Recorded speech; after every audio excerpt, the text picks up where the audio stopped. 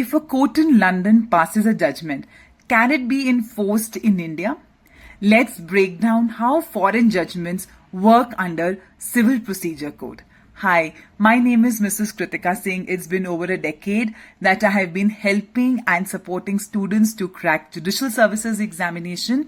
For more detailed courses, interpretation, interlinking of laws, you can download my app, that is EJ Law Academy, from the Play Store, and I'm accessible there. You can drop a message and I'll reach out to you. My team will reach out to you. Do not forget to subscribe to my YouTube channel as well for weekly short snippets on law. So I was talking about foreign judgment under Civil Procedure Code today. So जो एक foreign judgment है वो होती क्या है? वो एक ऐसी judgment है जो कि एक court outside India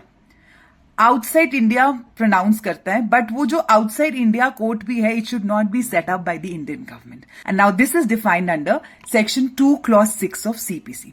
And as per Section 13, foreign judgments are considered to be conclusive. Conclusive का मतलब क्या होता है कि it is final, binding है.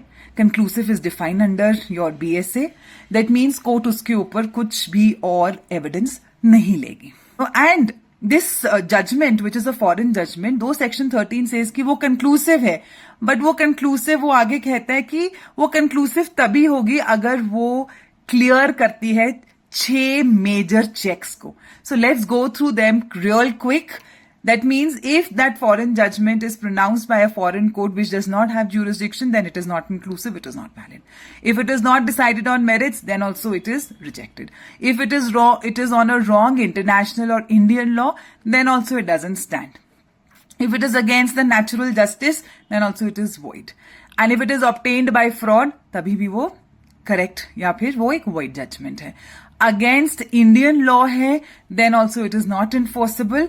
तो ये सारी कैटेगरीज आपको सेक्शन 13 के नीचे क्लॉजेस दिए उसके अंदर.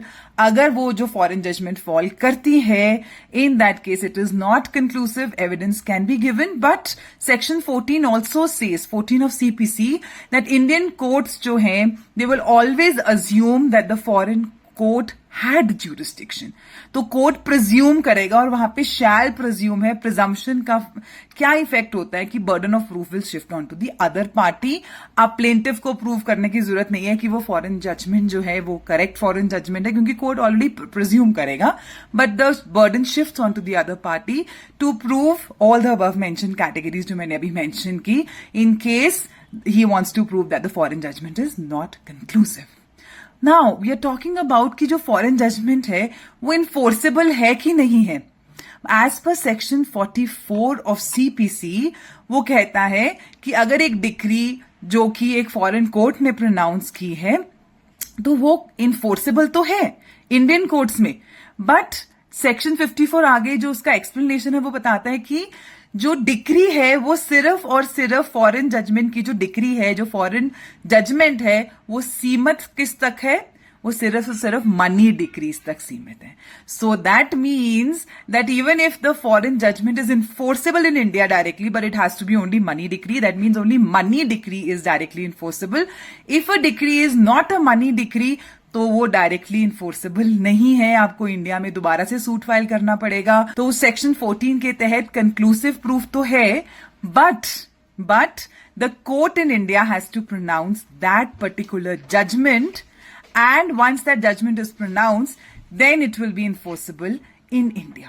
So we have done section 2 clause 16, 13, 14 and 44 CPC, and together we will understand by interlinking all these sections that whether the foreign judgment is enforceable. For more detailed concepts like this, do not forget to subscribe to my YouTube channel and also download my app from the Play Store. Thank you. God bless.